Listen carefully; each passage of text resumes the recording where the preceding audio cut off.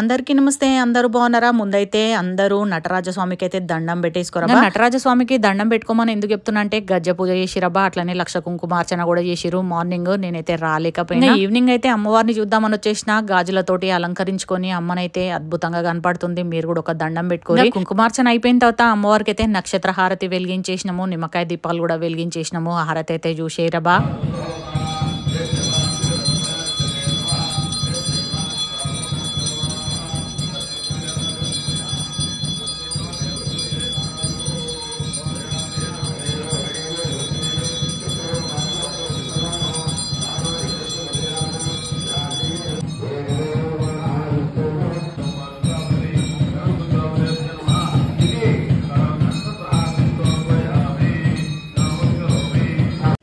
మీరందరూ కూడా నవరాత్రి పూజలు ఎట్లా చేసుకుంటున్నారు అనేది నాకు కామెంట్ బాక్స్ లో కామెంట్ చేయరబ్బా. ఈ వీడియో నచ్చితే లైక్ కొట్టుర్రి. మరిన్ని వీడియోస్ తోటి మీ ముందుకు వస్తూనే ఉంటా. అప్పటి వరకు ఉంటా మరి. Thanks for watching. ఓం శ్రీ మాత్రే నమః.